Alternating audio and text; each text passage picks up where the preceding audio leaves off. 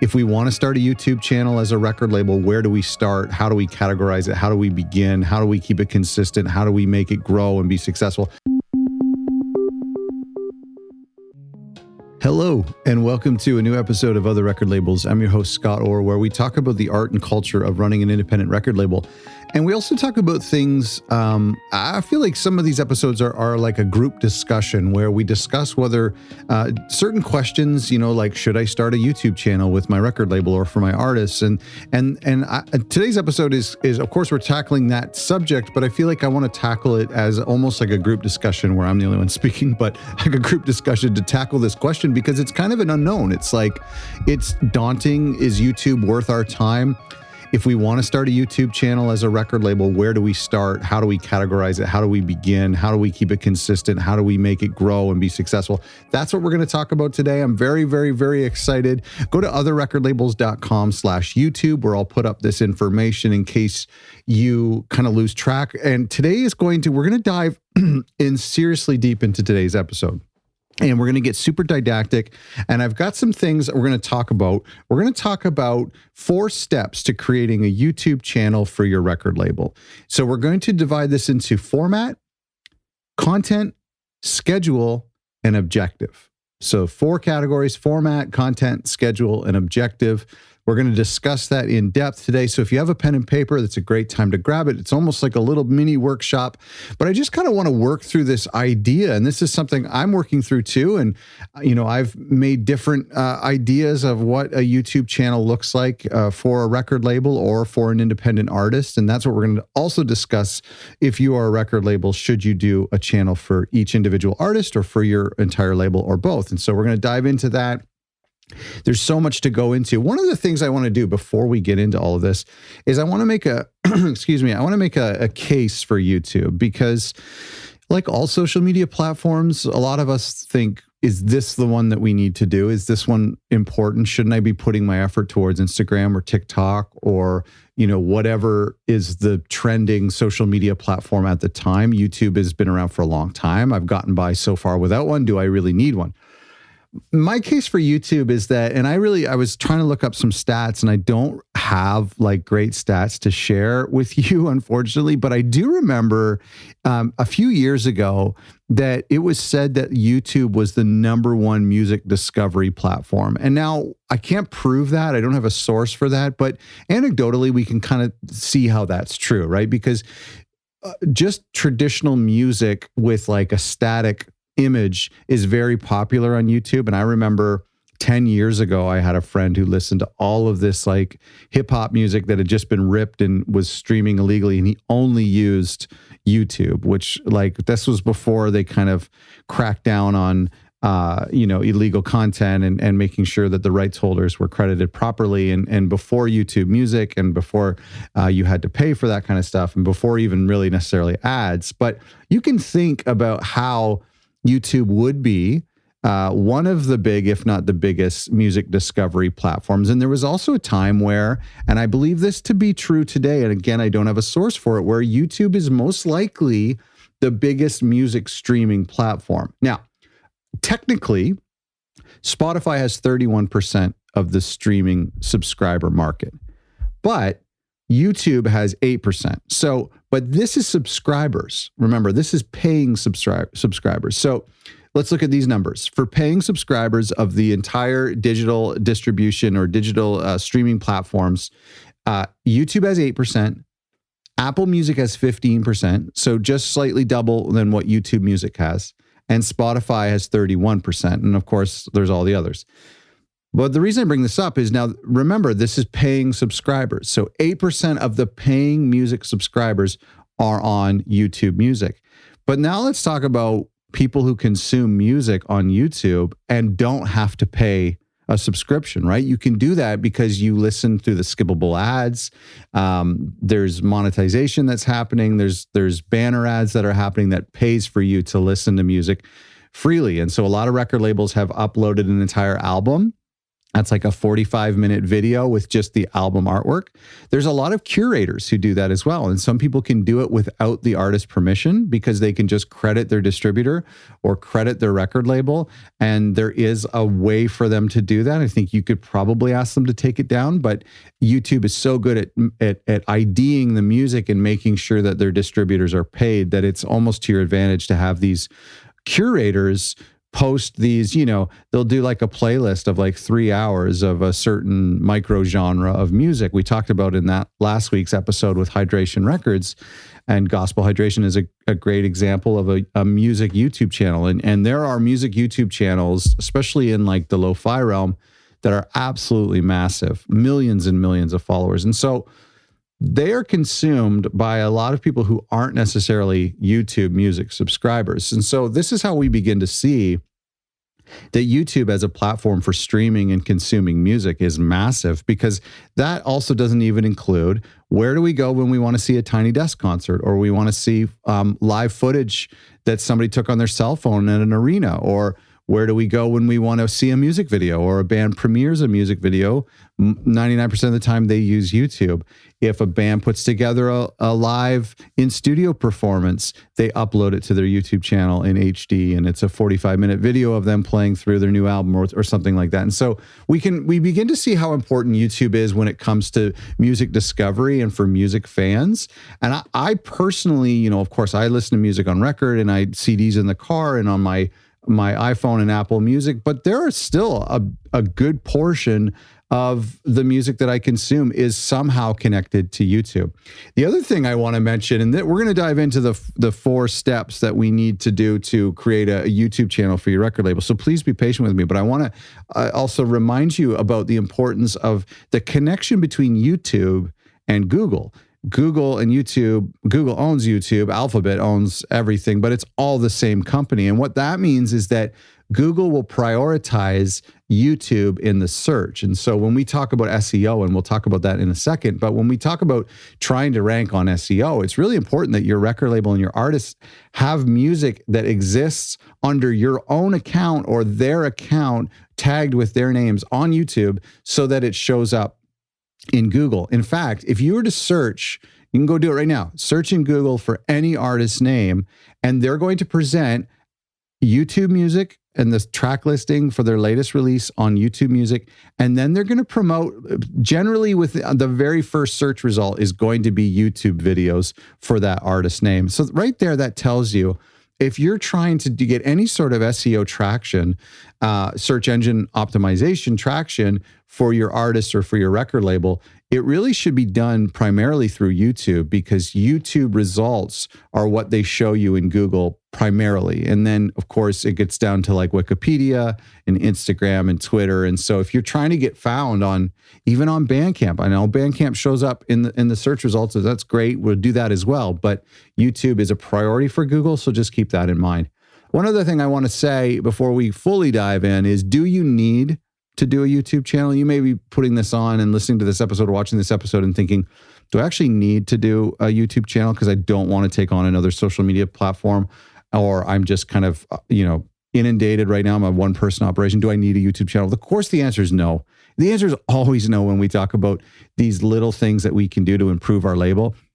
No, you don't need a YouTube channel. You can wait until the time is right. You can wait until you can come up with great content and keep that content consistent, so you don't have to do it now. But what I would suggest is that you maybe take an audit or evaluate the commitments that you have to all of the social media platforms, because social media, I know that if you're a one-person operation running your label, and there's a ton of you out there who that's the case for me, you really have to pick and choose what social media platforms you can keep up with. And so if you are doing really well creating reels and posting them on Instagram, on TikTok, and getting a lot of traction there, then maybe you can just focus on that for a little while. And maybe you could do shorts on YouTube, or you could just maybe put your YouTube to the side because you're killing it on TikTok. That's totally fine.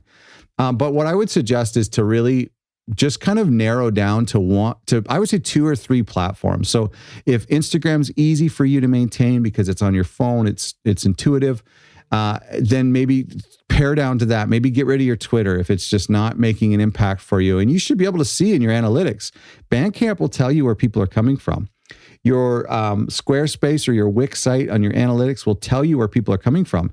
And I can do this too. And every month I total up my numbers and I look, I've had 4 people coming from Reddit. I've had 6 people coming from Twitter. So anything I'm posting on Reddit or Twitter is just not getting any traction. And I'm getting 300 or 400 visits from YouTube. So maybe let's put a little more focus over there. So you do not need a YouTube channel, but I think it's important that you kind of audit all of the social media platforms that you have. And that in a way, we kind of consider YouTube to be a social media platform. I will also say about YouTube, I'm starting to notice this thing where YouTube is so old. I mean, in the tech world, it's so old, but I still see it growing and I still see it working its way to carve a spot in people's life. And I, as a consumer, am using it now as entertainment. I'm using it, there's a modicum of education that I'm using. It's like, how do I tie a tie? How do I change a tire? That kind of thing. That's super useful, but I'm using it for product reviews. I'm using it for what I've found myself to be using it for a lot is using it as a TV channel. It's like I follow certain YouTube channels and each week there's a video posted and I just watch it like I would watch a new show. So YouTube has a lot of growth. And so you might be saying, why are we doing YouTube? It's been around for a while. I don't want to be a YouTuber. I think it's still, as the streaming platforms are kind of like wrestling with each other, I feel like YouTube is kind of, secretly just like infusing itself into people's life. I still think it's finding its niche. All right, let's dive in. You're getting bored. I'm sorry. Okay. 4 steps to creating a YouTube channel for your record label. The first step is format. Let's ask ourselves, what is the format of our YouTube channel? What do I mean by that? Very simple. Are we going to do an artist channel or are we going to do a record label channel? So if we're doing an artist channel, if we have 5 artists on our record label, then we're going to have 5 separate YouTube channels. And the banner image is going to be the artist. The profile image is going to be the artist. The name of the channel is going to be the artist. And so does the artist have their own YouTube channel? Do you want to just help and assist an artist nurture their YouTube channel? Maybe you could spend some time reading and learning about YouTube and getting better. And then you can pass that information on to your artist and just enable them, empower them, help them with different things, maybe pay to run some ads on their YouTube channel if you want, just as a trial. And so this is one way of doing it. The other way of doing it is putting all of your attention on a label channel where all of the music videos that you produce, all of the albums that you upload as just an MP3 or as just music or singles, all of that comes through your label channel. And so if an artist is premiering a new music video, instead of premiering it on their own YouTube channel, they premiere it on your label's YouTube channel. So this is totally up to you. I think it's very easy for you to understand the pros and cons. We talked about this in email marketing when we were talking about, do we create an email list for individual artists on your label or one email list for the entire label? And so the same principle applies. If you have a YouTube channel for an entire label, well, you're going to have a lot more fans and a lot more subscribers, but some of those subscribers may not be interested in everything that you post. Whereas if you have an artist-specific YouTube channel, they may only have 50 to 100 subscribers, but those people are all fans of that artist. And so they're far more intense and you might get a better watch rate or click-through rate or a subscriber rate. So that's totally up to you and the resources that you have and your strategy. And maybe as I go through some of the other components of building a YouTube channel, maybe you'll be able, at the end of this video, you'll be able to decide, am I going to do 10 different artist channels or am I going to do just one label channel? Or maybe you do one label channel and then there's like 1 or 2 artists who are really good with video and have a really good video presence. And we just do a couple of YouTube channels just for the artists who are maybe a little bit more prepared to have a YouTube channel. The second topic is content. And so there's a couple things that we can do when it comes to content on our YouTube channel. And it's very simple. You could really just go to some of the labels who are doing it well that you admire and see what they're doing. Obviously, we see full albums and singles with just static artwork. And you may think this is kind of boring, but again, people use YouTube to stream music. And if they pay a little bit extra, then they can stream it on mobile and they can stream it when they close the screen or whatever. And so a lot of people like to just put on a compilation. And like I mentioned before, this is something you could do as a label, is you could put together a 3-hour compilation that's one video and somebody of all of the, the best tracks on your label, and somebody will listen to it via YouTube. The second thing is music videos. That's obvious, right? If you have music videos, then that makes a lot of sense. Live performances, I think, are my favorite part about an artist's YouTube channel or a record label's YouTube channel. When I'm into an album as a music fan, I want to go and I want to see that artist perform, whether it's on Saturday Night Live or it's just in studio, in their home studio, and it's black and white and it shows all their cool gear, whatever that is. Or if sometimes they perform just in the middle of a park and they're recording on a little Zoom or on their iPhone. I think that's cool. And so that's something that you can do with your YouTube channel. And of course, behind the scenes. Behind the scenes is a really overlooked opportunity to connect with your audience because it's free to do, essentially. I mean, you can set an iPhone up. Asian Man Records does this really well. You can set a phone up and pack records and talk to people about how you're packing records, give behind the scenes of your label office. Even if your office is just your desk in your bedroom, people really want to see behind the curtain. That's extremely popular. So consider some behind the scenes content. Well, as we're talking about content, understand your YouTube channel like this. And I was talking about this recently with a friend, but your channel, so your entire channel with all the different videos and all the different playlists, is like a TV channel. That's why it's called YouTube, and that's why it's called a channel, because it's like an actual channel, like MTV. But your videos, or more specifically, your playlists, are like your shows. And so when we think of playlists, is where you can kind of compile similar videos. So if you think of your playlist like shows and your channel like a TV channel, then we think of MTV. That's a channel, and then they would have certain shows on that channel, and those would be your playlists. And so you can look at some really cool labels who are doing, or even some music magazines who will have just a playlist of music videos. Then they'll have a playlist of live performance videos of artists performing in their studio or on stage. And then you would have a behind the scenes channel. And so as you're thinking through content and you're thinking, do I have enough content to have a YouTube channel? Maybe it's easier to think, okay, let's say I wanted to post one video a week. You could have 4 different content buckets. You could have a music video. You could have a performance video by an artist, whether that's just off the cuff or if it's a little bit more official. You could have a label behind the scenes video, and then you can have an artist behind the scenes video. And so in order to post once a week, you only need to fill one of those buckets once a month. And so now it's like one music video a month. That's hard to do for some labels, but one live performance video a month is not too hard to do. Each artist, give them a month and say, listen, your month is September. Please send me a nice video of you performing. We're going to post it on your YouTube channel, on our YouTube channel. Behind the scenes, one week is your behind the scenes video, and then an artist behind the scenes, just film them talking about their new album or do a little vlog from on tour. And so that's the content that you can do on a record label YouTube channel. Excuse me, I'm gonna have a drink of coffee here. Or on an artist YouTube channel. The third topic is schedule. And this is where things get really important. I believe that consistency is paramount. Not only me, but a lot of YouTubers and a lot of people who teach YouTube strategies and YouTube themselves value consistency. Consistency even over quality, to be honest, because quality is subjective a little bit. And so what's most important is that you're posting weekly.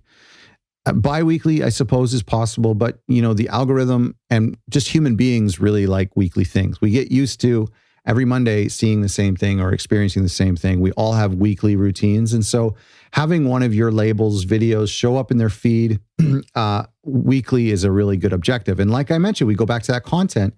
You don't have to have a music video every week. You don't have to have a behind the scenes content every week. You don't have to have a live in-store or in-studio performance every week. That can be once a month. And all of those different shows or playlists that you have, or you can even just one week upload a back catalog album as a MP3 with a static album cover image. And so the most important thing is that you're consistent. So whatever schedule you put together, make sure that you're consistent I still do sporadic videos. If you're consistent with weekly and then you have something that comes up because a new release is out, sporadic videos is totally okay. And also, part of your schedule and part of your content is make sure that you share on all of your social media platforms. And so this is how we bring people to our YouTube, and this is how we get subscribers, is that we share on Twitter when we have a new video, and you can do that automatically. You can take a little clip and share it as a story on TikTok or on Reels on Instagram. You can share the thumbnail on Instagram as well.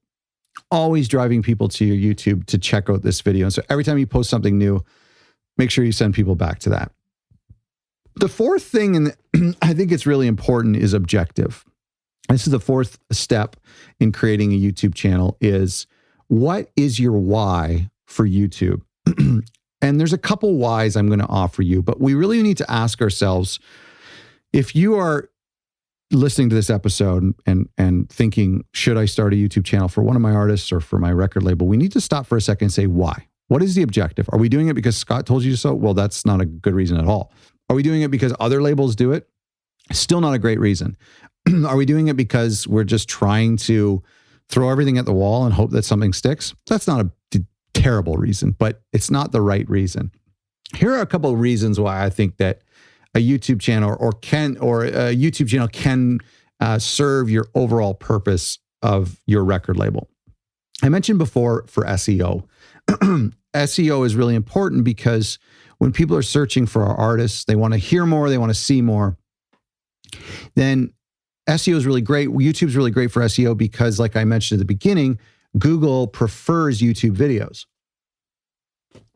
And so it's going to feed the search results of our YouTube videos to people who are searching for our label. And so one of the reasons why we might have a YouTube channel is just for SEO. And SEO creates the next thing, which is marketing touch points. We've talked about this a ton in our courses and in a lot of our marketing material. And a touch point is basically every time somebody hears about a new artist or a new release, whether that's word of mouth from a friend or a friend posting it on Instagram, sharing the Spotify artwork on Instagram, or maybe that's them reading about it in a Pitchfork or Stereo Gum, or maybe that's them hearing that this artist is coming to their town or hearing a song on the radio.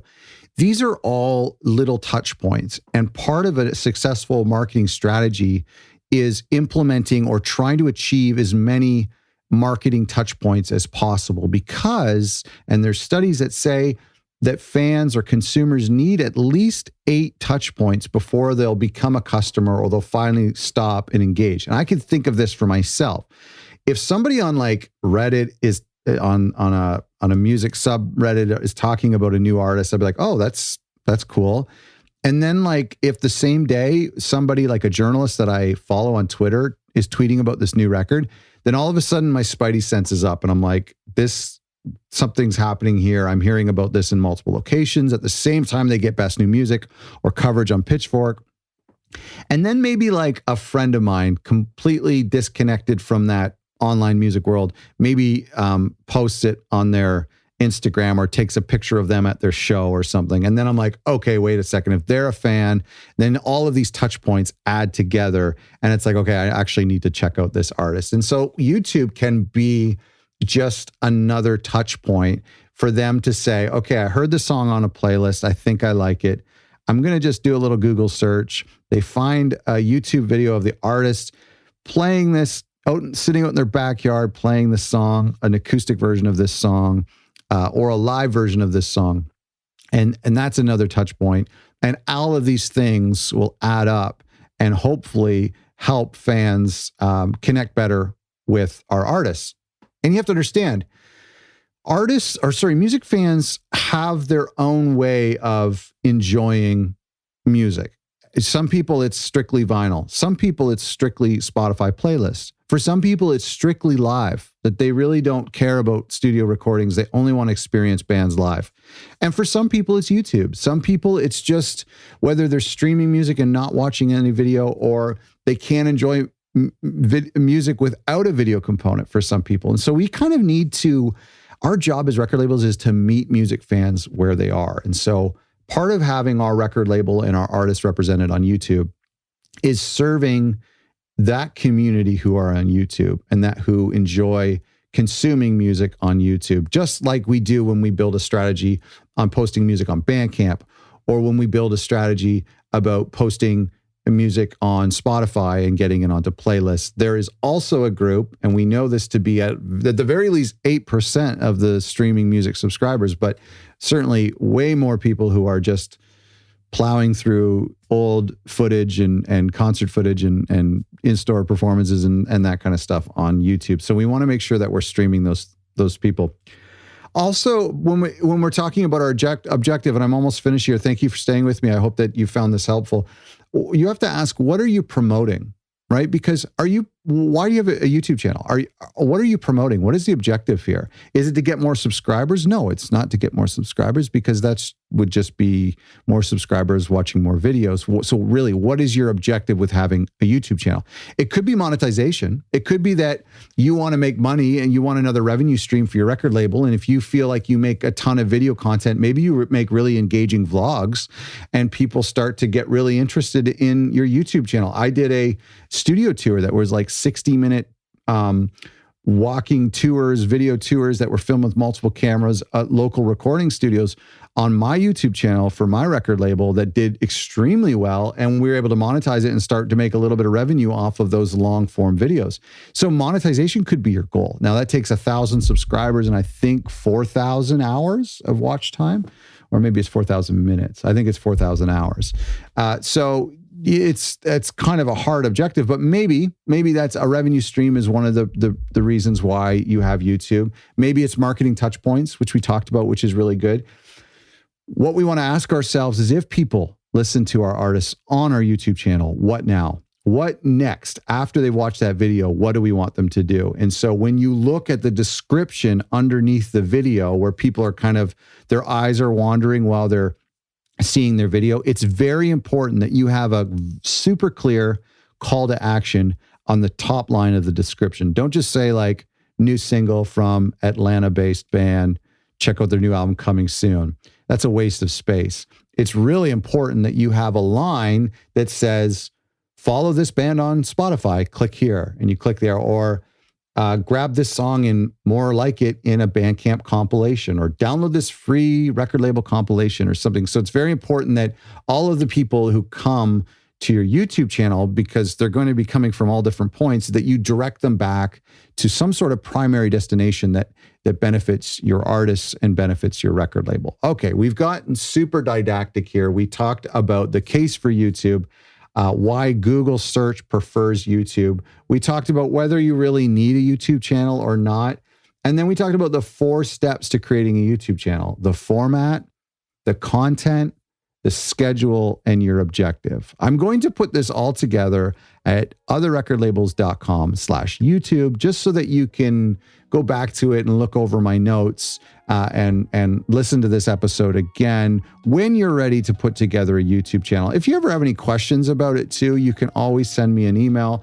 Let me know in the comments if you watch this on YouTube, or by sending me an email, or in our Facebook group for record labels. Let me know where you're at in your decision to start a record label, start a YouTube channel for your record label or for your artist, or if you already have a YouTube channel and things are going well for you. I'd love to know about that. So thank you so much for listening. I hope that you have found this to be very in-depth and help clear some things up on this discussion of, hey, do I need a YouTube channel for my record label?